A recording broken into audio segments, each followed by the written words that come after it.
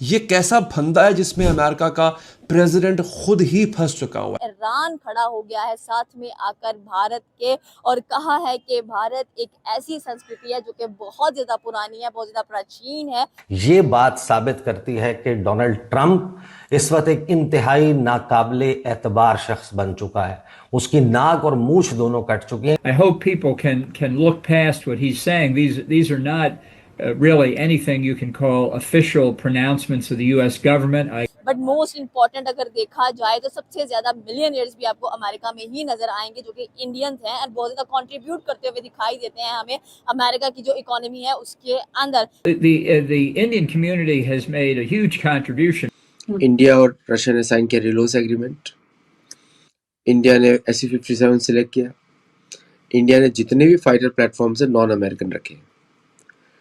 India का missiles are non American. The Ministry of External Affairs has called the remarks Trump referred to as inappropriate, uninformed, and in rather poor taste. Iran ने stand लिया है India के लिए। Iran ने कहा है जिनकी कह लें कि ट्रेडिशन बहुत पुराना है, कल्चर बहुत पुराना है, उसके ऊपर आप ऐसे कैसे बात कर सकते हो? What is the number one destination you think everyone should go to once in their lifetime? I think everyone at some point in their life has to go to India. और जेलसी ऑन द पीक नजर आती है क्योंकि आप जब कुछ कर नहीं पाते तो आप उसकी बैकबाइटिंग बैकलैश करना स्टार्ट कर देते हैं। तरफ तो भारत के साथ दोस्ती के कसीदे गाड़े जाते हैं, दूसरी तरफ एंटी इंडिया और इतनी डेरोगेटरी स्टेटमेंट। जय हिंद दोस्तों, a very warm welcome to Hindustan special channel. America ने राष्ट्रपति डोनाल्ड ट्रंप के एक विवादित सोशल मीडिया रीपोस्ट के बाद गुरुवार को स्पष्टीकरण से मामले को संभालने की कोशिश की। दरअसल भारत के पलटवार से ट्रंप ने घुटने टेक दिए हैं। अमेरिका की ओर से कहा गया कि राष्ट्रपति ट्रंप का मानना है कि भारत एक महान देश है जिसका नेतृत्व उनके अच्छे मित्र कर रहे हैं।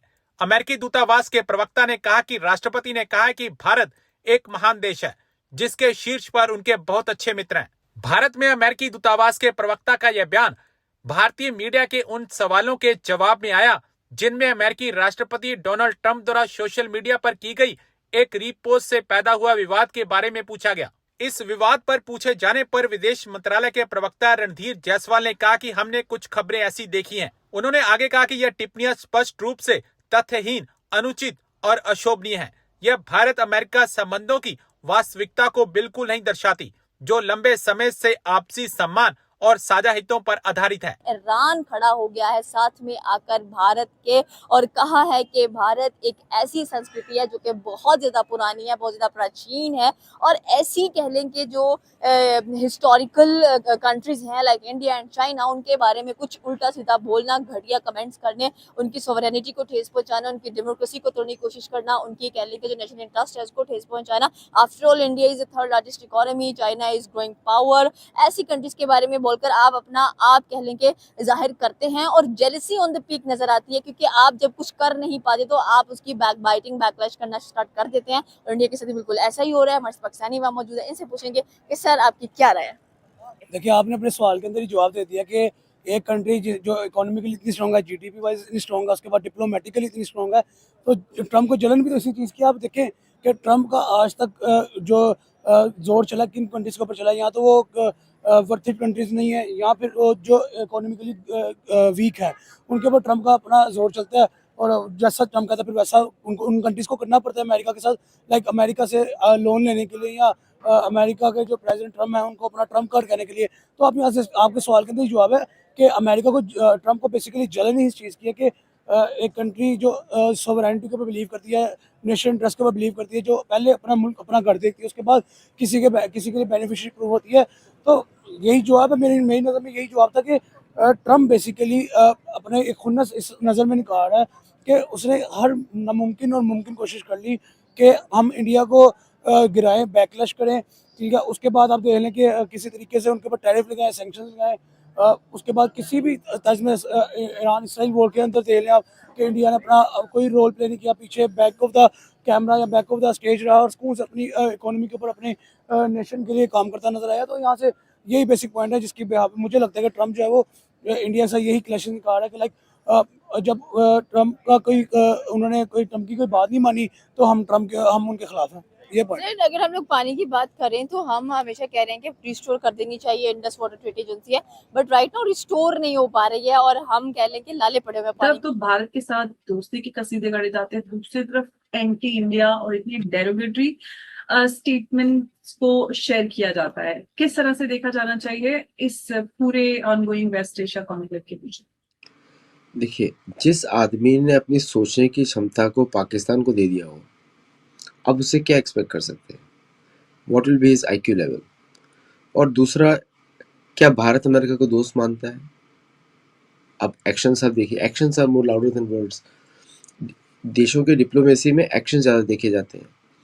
इंडिया और रशिया ने साइन किया रिलोस एग्रीमेंट, इंडिया ने SU-57 सिलेक्ट किया, इंडिया ने जितने भी फाइटर प्लेटफॉर्म्स है नॉन अमेरिकन रखे। इंडिया का missiles are all non American.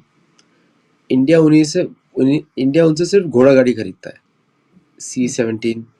India का एक ही या में भी 2 प्लेटफॉर्म्स हैं जो फाइटर कैटेगरी में आते हैं, वो अपाचे और P-8 टाइप पोसाइडन। अब एयरक्राफ्ट इंजन्स पे तो आपको मालूम ही है, तो अमेरिका कभी भी भारत का दोस्त नहीं बनेगा।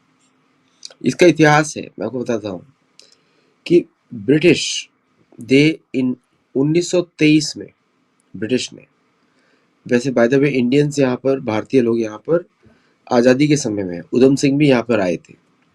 उधम सिंह यहाँ से जनरल डायर को मारने गए थे और तब अमेरिका ब्रिटेन के अगेंस्ट लड़ रहा था, तो मारने के लिए यहीं से भेजा था। और तो 1867 में यहाँ पे सिख लोग आए, गदर पार्टी बनी यहाँ पे, जिसने भारत के फ्रीडम मूवमेंट में बहुत योगदान दिया, बहुत अच्छा काम किया उन्होंने। और तो ये तो बट अमेरिका में आपको याद होगा 1923 में सुप्रीम कोर्ट ने रोक लगाई थी, no Indian should come here. अगर इंडियंस आएंगे they will make native American stronger और हमारे देश को तोड़ देंगे, ये डर था। और इंग्लिश चर्च को अच्छी तरह मालूम है कि हम लोग आएंगे तो हम लोग पॉलिटिकल सर्कल्स में नहीं घुसना चाहिए। तो आपने देखा होगा very few Indians are in the political space in America, despite सारा साइंस टेक्नोलॉजी और उसमें हम सब छाए रहते हैं, वो पॉलिटिकल स्पेस नहीं है, क्योंकि वो विंडो ही बंद करके रखा हुआ है उन्होंने। अब तो ट्रम्प जो भाषा बोल रहे हैं वो चर्च की एक्चुअल भाषा है। वी शुड थैंक ट्रम्प कि आज आपने भारतीयों के सामने उनकी आंखें खोल दी। मेरे जैसे लेखक तो हम लिख ही चुके हैं गोल्ड ग्लोरी इन गॉड में कि किस तरह अमेरिका सोचता है। तो we as a educated person हम लोग को तो बड़ा थैंक यू बोलना चाहिए कि आज आपने पोल खोली है वो वाली जो हमको पहले पता, हमको संदेह होता था लेकिन पता नहीं था। तो this is exactly how the Anglo Saxon America thinks about India. और उनका खुद का इनसिक्योरिटी है। अब खुद के स्किल से ट्रक चलाने वाले, बाथरूम साफ करने वाले, प्लम्बिंग, इलेक्ट्रिशियन काम करने वाले, वो एक्सपेक्ट करते हैं कि हाई पेइंग जॉब्स में उनको AI इंजीनियर का टाइटल मिल जाए, जबकि खुद ने सिर्फ पाइप ही रिपेयर किए हैं, वो भी पानी के।